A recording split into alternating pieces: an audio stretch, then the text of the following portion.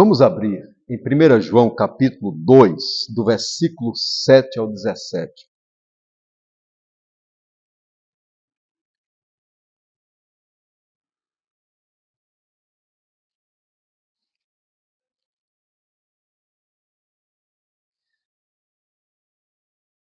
Primeira João, capítulo 2, do versículo 7 ao verso 17. O título do estudo de hoje é Uma Visão Bíblica do Amor. Diz assim: Amados, não vos escrevo mandamento novo, senão mandamento antigo, o qual desde o princípio tivestes. Esse mandamento antigo é a palavra que ouvistes. Todavia, vos escrevo novo mandamento, aquilo que é verdadeiro nele e em vós, porque as trevas se vão dissipando e a verdadeira luz já brilha. Aquele que diz estar na luz e odeia a seu irmão, até agora está nas trevas. Aquele que ama a seu irmão permanece na luz, e nele não há nenhum tropeço. Aquele, porém, que odeia a seu irmão está nas trevas, e anda nas trevas, e não sabe para onde vai, porque as trevas lhe cegaram os olhos. Filhinhos, eu vos escrevo porque os vossos pecados são perdoados por causa do seu nome. Pais, eu vos escrevo porque conheceis aquele que existe desde o princípio. Jovens, eu vos escrevo porque tendes vencido o maligno. Filhinhos, eu vos escrevi porque conheceis o Pai. Pais, eu vos escrevi porque conheceis aquele que existe desde o princípio. Jovens, eu vos escrevi porque sois fortes e a palavra de Deus permanece em vós e tendes vencido o maligno. Não ameis o mundo nem as coisas que há no mundo. Se alguém amar o mundo, o amor do Pai não está nele. Porque tudo que há no mundo, a concupiscência da carne, a concupiscência dos olhos e a soberba da vida, não procede do Pai, mas procede do mundo. Ora, o mundo passa, bem como a sua concupiscência. Aquele, porém, que faz a vontade de Deus, permanece eternamente. Graças a Deus por isso. Amém, irmãos? Uma visão bíblica do amor. Um dos temas centrais dessa carta aqui, escrita por João, é esse: o amor. João apresenta o amor aqui, meus queridos irmãos, não apenas como um sentimento, mas muito mais que isso. João apresenta o amor como uma marca do verdadeiro cristão. O apóstolo João, ele apresenta o amor como um teste prático, que é capaz de comprovar se alguém tem ou não vida com Deus. É um teste. João trabalha em sua carta aqui alguns testes. Nós já vimos um teste que João trabalhou para saber se uma doutrina é correta ou não. Estudamos já sobre isso. Que é um teste que está baseado na pessoa do nosso Senhor e Salvador Jesus. Quando uma doutrina nega que Jesus Cristo é Deus, quando uma doutrina nega que Jesus Cristo é plenamente homem, ela não passa no teste das Sagradas Escrituras. Amém? Porque, biblicamente, o nosso Senhor e Salvador Jesus Cristo é verdadeiramente Deus e verdadeiramente homem. Bem especificamente aqui na carta de 1 João, ele trata sobre a humanidade de Jesus, porque falsos mestres estavam negando a humanidade de Cristo. Um outro teste que João trabalha aqui, que nós também estudamos, é sobre a obediência. A verdadeira obediência ou a obediência a Deus é um teste para comprovar se nós andamos com Deus ou não. Porque aquele que anda com Deus obedece a Deus. Guarda os mandamentos. O próprio Evangelho de João, capítulo 15, o texto que lemos agora há pouco no culto, mostra exatamente isso. E João trabalha isso também aqui na sua primeira carta, porque os falsos mestres que declaravam que pertenciam a Deus, pregavam que Jesus não era Deus, mas também viviam uma vida sem obedecer ao mandamento do Senhor. E agora um outro teste que João apresenta é o amor. O amor, então, como algo que consegue revelar se a gente ama a Deus ou não. E aqui, nesse texto que lemos, do versículo 7 até o versículo 17, o texto vai apresentar dois tipos de amor.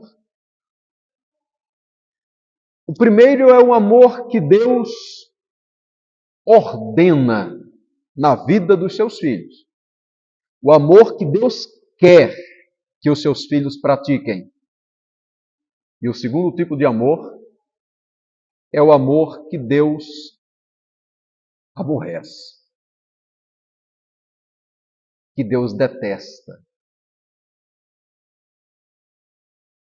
Então a gente tem um amor que Deus exige, mas a gente tem também um tipo de amor que Deus não quer que os cristãos participem ou exerçam. E qual é o amor exigido por Deus? Do versículo 7 até o versículo 11, a gente tem o texto sagrado que nos fala sobre esse amor. E é interessante, meus queridos irmãos, porque do versículo 7, nos versículos 7 e 8, João faz um trocadilho interessante quando ele fala sobre mandamento novo, mandamento antigo, mandamento antigo, mandamento novo. E essa ideia de mandamento antigo e mandamento novo está envolvido na questão de amar. Amar. Por que amar, então, é um mandamento antigo? Muito claro. Porque quando a gente vai para a Bíblia, amar está estabelecido desde o Antigo Testamento. Amar a Deus é o resumo dos 4 primeiros mandamentos da lei de Deus, do Decálogo, dos 10 mandamentos.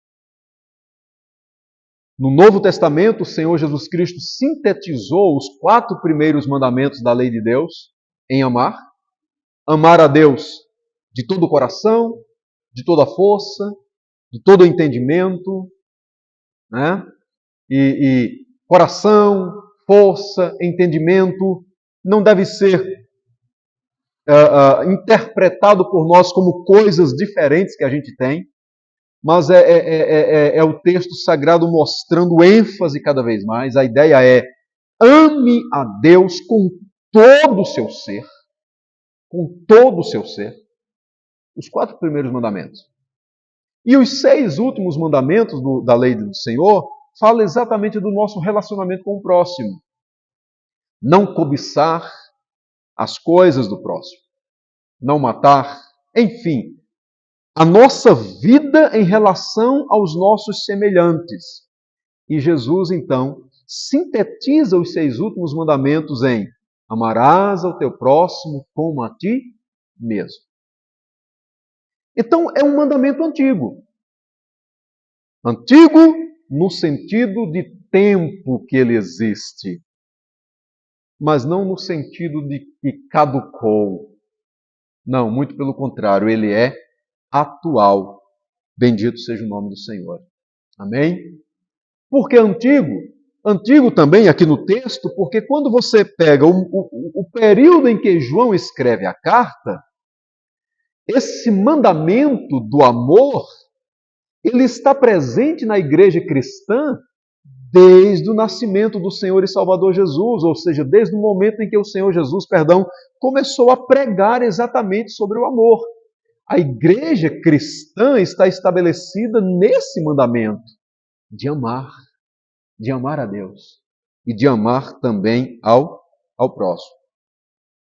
Mas pergunto, por que é um novo mandamento? Por que João trabalha essa questão de, versículo 8, todavia vos escrevo novo mandamento? Por que é novo, se já é antigo? É porque João está mostrando, meus queridos irmãos, que essa ideia do novo mandamento, ele passa a ser medido pelo amor de Cristo por nós. O que é que Jesus Cristo falou? Assim como eu vos amei, amai-vos vós também uns aos outros. Essa é a ideia do novo. Ele é antigo porque permanece sendo o mandamento de amar. Mas ele é novo porque ele apresenta agora um modelo novo. Cristo. Cristo. Exaltado seja o Senhor. Então, quando a gente pergunta como é que eu devo amar, a resposta do novo mandamento é assim como Cristo nos amou. Amém? É por isso que a gente João trabalha essa questão de todavia vos escrevo novo mandamento. E olha como o texto fala. Aquilo que é verdadeiro nele. Nele quem, irmãos? Cristo. Esse novo mandamento de amar, né, é verdadeiro em Cristo. E aí o texto diz, é verdadeiro nele e em vós. Ou seja, em nós, aqueles que andam com Cristo, aqueles que servem a Cristo. Esse novo mandamento, então, de amar da mesma forma que Cristo amou, deve ser agora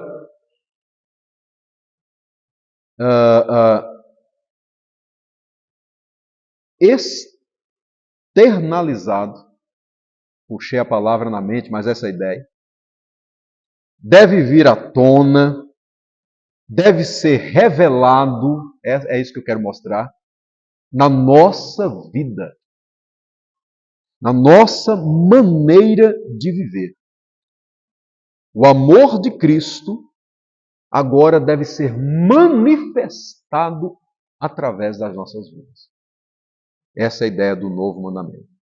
Vejam que o texto diz assim: aquilo que é verdadeiro nele e em vós, porque as trevas vão o quê? Vão se dissipando e a verdadeira luz já brilha. Aleluia.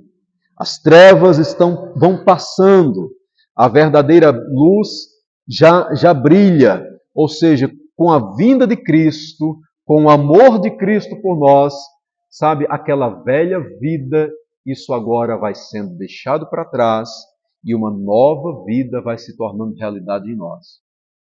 Então a gente vai amando assim como Cristo amou. Esse amor, que é o amor que Deus quer que pratiquemos, ele é um estilo de vida, é o modo de vida do cristão. Olha o que diz o verso 9, do 9 ao 11. Aquele que diz estar na luz e odeia seu irmão, até agora está em quê? Está nas trevas.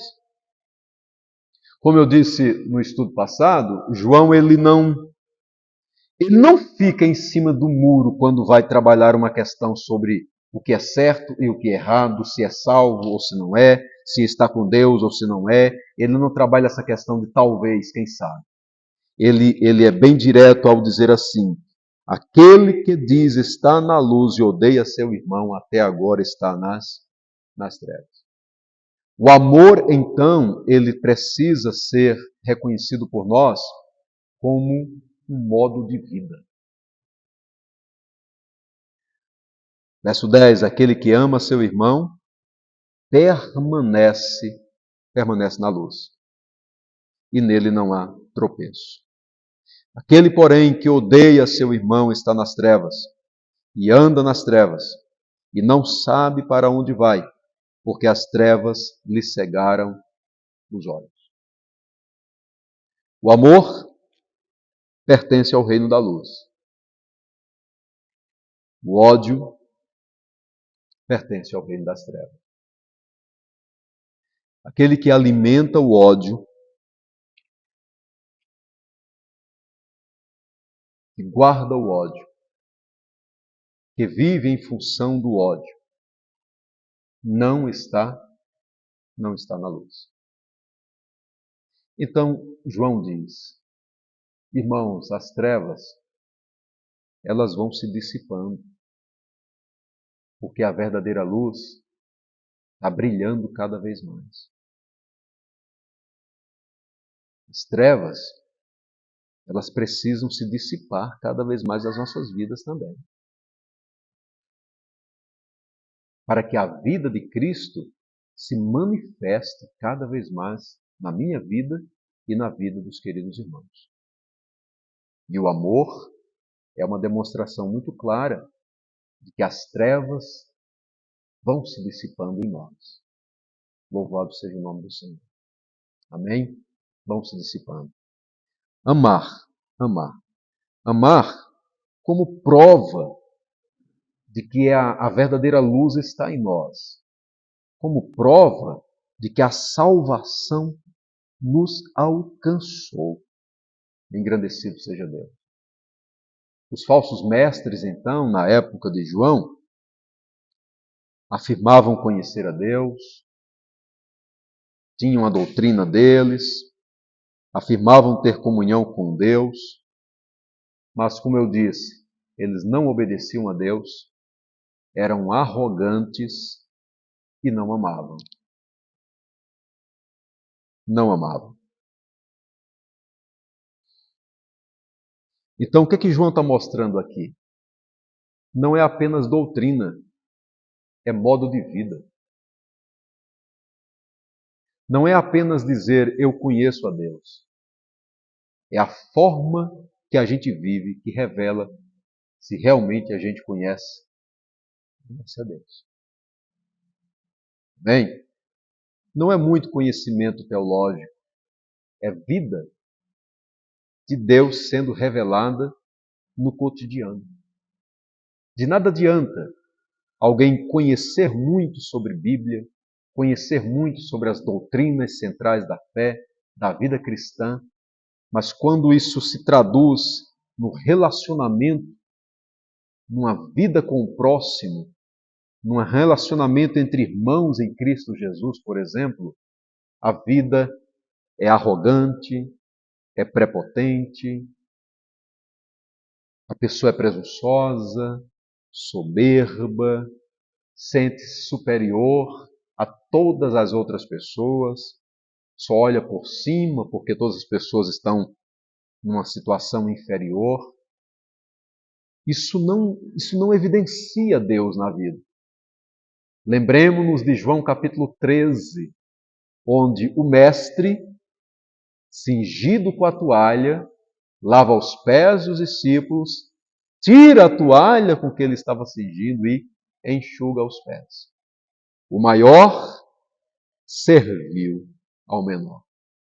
Aquele que veio, aquele que poderia muito bem ser servido, veio para servir e dar a sua vida em resgate de muitos. Eu vos dei o exemplo, disse o Senhor Jesus, para que assim como eu vos fiz, façais vós também. Então o hino que nós cantamos, dos Salmos e Hinos, trabalha exatamente isso. Qual adorno desta vida? É o amor. O amor é o maior enfeite do cristão. O amor é o que vai mostrar que o cristão realmente está bem vestido, está alinhado, está tudo certinho. Porque é isso que no final de tudo vai ser observado. Engrandecido seja o Senhor. Então, meus amados irmãos, que no poder que há no nome de Jesus, dia após dia, as trevas possam ir sendo dissipadas nas nossas vidas. Porque a verdadeira luz vai brilhando cada vez mais. Cristo em nós. Engrandecido seja o Senhor. Depois disso, seguindo aqui no texto de 1 João capítulo 2, a gente tem agora um outro tipo de amor. Um amor que Deus aborrece. Um amor que Deus diz assim: não quero que vocês tenham. Não querem que vocês alimentem. Eu não quero isso em vocês. Versículo 15 até o versículo 17, o texto diz assim: não ameis o mundo. Irmãos, tem amor que não vale a pena. Tem amor que não vale a pena. Tem amor que Deus não quer que tenhamos, que nos envolvamos, perdão. Deus não deseja que os seus filhos amados amem o mundo. O texto diz: não ameis o mundo, nem as coisas que há no mundo. Se alguém amar o mundo, o amor do Pai não está nele. O mundo aqui, meus queridos irmãos, não é a criação natural. Não é a natureza, não é o planeta Terra, o mundo aqui também não são as pessoas. Sobre pessoas, João 3,16 diz assim: porque Deus amou o mundo. O mundo ali são pessoas. Mundo aqui em 2 João, em 1 João capítulo 2, é o sistema de rebelião contra Deus. Se a gente parar para olhar as coisas bem direitinho, meus queridos irmãos, se a gente não deixar de trazer à nossa memória que existe um reino espiritual, que se revela, que se apresenta no dia a dia da vida humana, a gente vai perceber que existe um sistema nesse mundo de leis, princípios, ideologias que são completamente contrárias a Deus, à vontade do Senhor. Na verdade, meus queridos irmãos, o mundo não ama a Deus. E aí João diz assim: não ameis o mundo, nem as coisas que há no mundo. O que é amar o mundo? É adotar para a vida os valores do mundo. Isso é amar o mundo. É considerar os valores do mundo aquilo que é mais importante para a sua vida. É querer os prazeres de Deus. Amar o mundo é viver independente de Deus. Como eu disse no início do culto, é dizer, estou de maior. Já tenho a minha carteira de identidade. Consigo tocar a minha vida sozinho. Não preciso de Deus. Quero viver da forma que eu bem entendo. Uma parábola que ilustra bastante, de uma forma muito clara para a gente, sobre a ideia de amar o mundo e dizer assim, não preciso mais estar contigo, ó Pai, é a do filho pródigo, que se afasta, que vai para longe e que se envolve exatamente com esse sistema contra Deus. Com tudo aquilo que Deus não quer, desperdiça todos os seus bens, vivendo, como diz o texto, dissolutamente, ou seja, longe daquilo que é o centro da vontade de Deus para a vida dele. É esse tipo de amor que Deus não quer que tenhamos. Que a gente pratique, que a gente viva. Amém, meus queridos irmãos? O amor ao mundo revela ausência de amor ao Pai. Não ameis o mundo, nem as coisas que há no mundo. Se alguém amar o mundo, o amor do Pai não está nele. Não está nele. E aí, segundo o texto, como é que esse mundo, não é, se expressa? Ou como é que o amor ao mundo se expressa? Através de três coisas: concupiscência da carne, dos olhos e a soberba da vida. O que é concupiscência da carne, irmãos? Concupiscência são desejos. Desejos. Desejos da carne. Impulsos pecaminosos. Lá de dentro do nosso coração.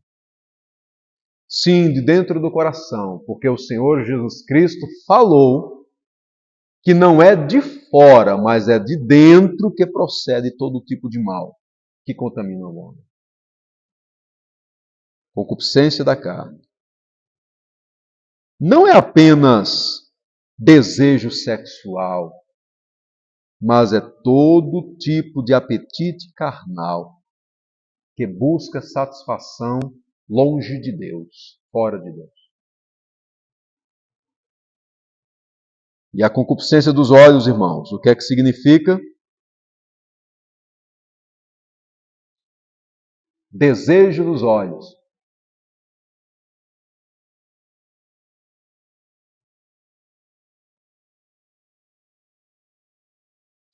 Cobiça.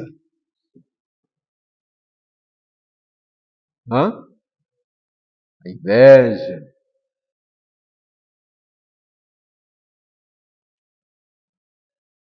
Cobiça entre crentes, pastor? Olha, pelo menos Tiago escreveu dizendo: cobiçais e nada tendes.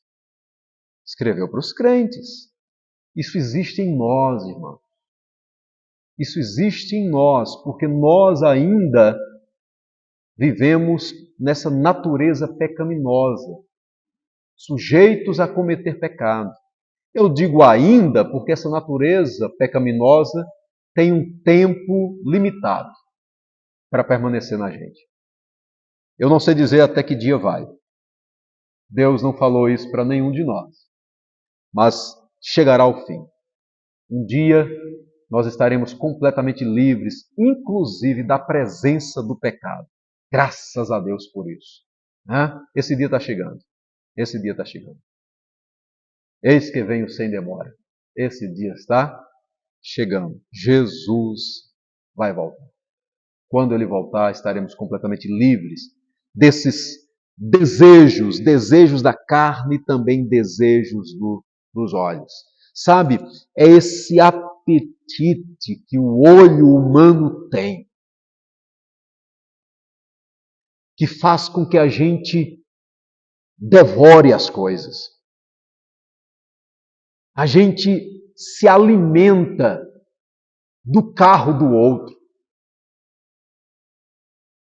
Sabe, a gente vai se alimentando das coisas que o outro possui. Porque eu preciso ter porque o outro tem. E aí, se existe uma coisa que nunca está saciado,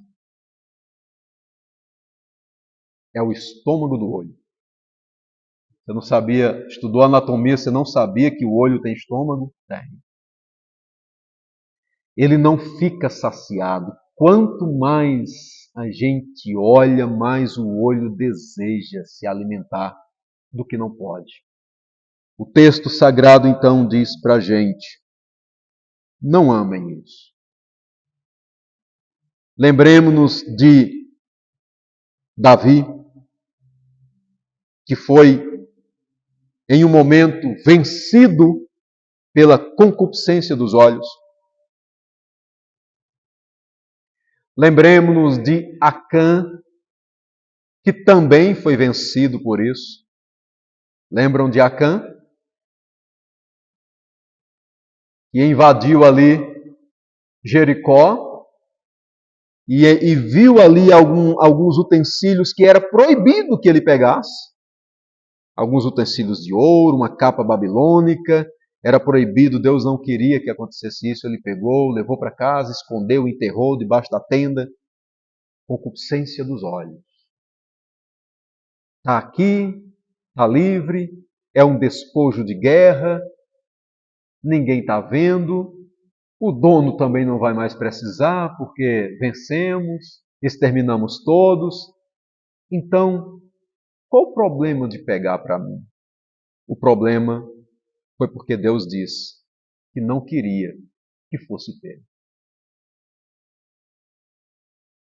Ora, é exatamente a concupiscência dos olhos, sobre a concupiscência dos olhos, que trabalha os 6 mandamentos da lei de Deus, os 6 últimos mandamentos. Não cobiçarás. Está focado ali, né? Não cobiçarás. Algo em relação ao próximo. E o que é a soberba da vida, irmãos?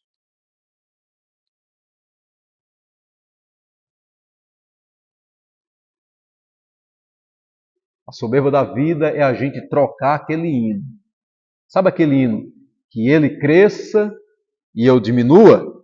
A soberba da vida é que eu cresça. A soberba da vida é orar diferente à oração do Pai Nosso. Seja feita a minha vontade. Provérbios diz que a sanguessuga tem 2 filhas. O nome delas é dá, dá. Essa é a ideia de eu quero, eu quero, eu quero. Ela nunca está satisfeita. A sanguessuga se aproveita sempre. Ela sempre quer mais. Essa é a ideia da soberba da vida. É exaltar o eu acima dos outros. É não se importar que o outro tenha que cair para que eu consiga subir. Se eu subir, pouco importa o que o outro vai enfrentar, o que o outro vai passar.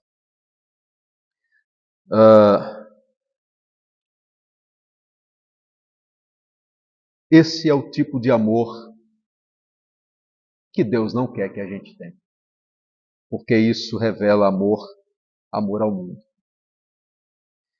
Agora, olha como João conclui aqui no versículo de número 17. Ele diz assim, 1 João 2,17, ele diz, o mundo passa, bem como a sua concupiscência, a carne, dos olhos, a soberba da vida, tudo isso um dia vai passar, meus queridos irmãos, tudo isso vai passar. Esses dias eu estava lendo Eclesiastes, juntamente com Endésio. A gente todo dia pela manhã, a gente lê uma porção bíblica juntos e a gente ora. E dessa vez a gente estava lendo Eclesiastes. E a ideia de Eclesiastes é para mostrar que a vida passa, né? A vida é breve. A vida é breve. E Eclesiastes conclui, sábio Salomão conclui dizendo assim, olha, a suma de tudo quanto se tem dito, o resumo de tudo isso que eu falei é teme a Deus. Teme a Deus. Esse é o dever de todo homem. A nossa vida é breve. A gente passa. Essa ideia de desejo da carne, desejo dos olhos, soberba da vida, viver em função desse mundo, isso vai passar, meus irmãos. O mundo passa, bem como esses desejos todos. Aquele, porém, que faz a vontade de Deus permanece para sempre. O mundo é transitório, mas viver com Deus é para toda a eternidade. Amém? Qual é o amor que Deus quer que vivamos, que pratiquemos? Esse amor que se revela ao próximo, pelo fato de que a salvação existe em nós. O amor que é praticado imitando a forma que Cristo nos amou. Qual é o amor que Deus aborrece, que Ele não quer que pratiquemos? É o amor ao mundo. Bem, para finalizar, eu trago para os irmãos do versículo 12 até o versículo 14. João estabelece aí assim. Ele coloca 3 tipos de pessoas aqui no texto: filhinhos, pais e jovens. Filhinhos, pais e jovens. Aí ele diz no versículo 12: filhinhos, eu vos escrevo porque os vossos pecados são perdoados por causa do seu nome. Essa expressão filhinhos já é costume de João aqui no texto. Versículo 1 do capítulo 2, ele já falou aqui também. É a ideia de a forma que João trabalha de intimidade com o seu rebanho ali, né? Filhinhos, eu vos escrevo porque os vossos pecados são perdoados. Pais, versículo 13, perdoados por causa do seu nome. Pais, eu vos escrevo porque conheceis aquele que existe desde o princípio. Jovens, eu vos escrevo porque tendes vencido o maligno. O que é que o texto está dizendo aqui para a gente? Qual é a ideia aqui? É mostrando quem somos em Cristo. Perdoados, pessoas que conhecem a Deus. Pais, eu vos escrevi porque conheceis aquele que é desde o princípio. Sabemos quem é Cristo porque temos vida com Ele. Jovens, eu vos escrevi porque tendes vencido o maligno. E ele repete isso. 14, ele repete isso para os filhinhos, para os pais e para os jovens. Alguns intérpretes trabalham essas 3 classes de pessoas não como realmente 3 tipos de pessoas: os filhinhos, ou seja, crianças, os pais e os jovens, ou seja, faixas etárias, mas como 3 modos diferentes de João falar da mesma pessoa. A ideia aqui é que cada um de nós somos os filhinhos, os pais e os jovens. Só que ele trabalha questões diferentes para cada um. Para os filhinhos, ele diz assim: vocês têm o perdão de Deus. Para os pais, a ideia de que já tem um tempo mais de vida, um tempo mais de experiência, ele diz assim: vocês conhecem aquele que é desde o princípio. Olha a ideia de tempo aí. Vocês conhecem aquele que é desde o princípio. E quando ele fala sobre jovens, aí ele traz a ideia da força, do vigor, da vitória. Vocês venceram, vocês têm vencido o maligno. João está mostrando quem somos. Nós somos homens e mulheres que, pela graça de Deus, foram perdoados, que conhecem a Deus e que são vencedores em Cristo Jesus. Bendito seja o nome do Senhor. É para essas pessoas que João está dizendo assim: amem, porque vocês conseguem. Já existe o perdão de Deus em vocês. Amem a Deus e amem ao próximo, porque vocês foram perdoados. Vocês conhecem a Deus e vocês têm a vitória de Deus na vida de vocês. Amem, amem. Mas é para essas mesmas pessoas que João diz: não amem. Não amem o mundo. Por que não amem o mundo? Porque vocês foram perdoados por Cristo. Porque vocês conhecem a Deus. Exaltado seja o nome do Senhor. Porque Deus deu vitórias a vocês. Então não amem o mundo. O mundo passa. Aquele, porém, que faz a vontade de Deus permanece para sempre. Que Deus nos abençoe, queridos irmãos, e que a gente possa continuar se alimentando com essa palavra. O amor que Deus quer que pratiquemos e aquele que Ele declara abertamente: não amo, não amo. Vamos agradecer ao Senhor, vamos ficar em pé nesse momento, orar? Orar em gratidão, orar encerrando o culto nessa noite, em nome de Jesus.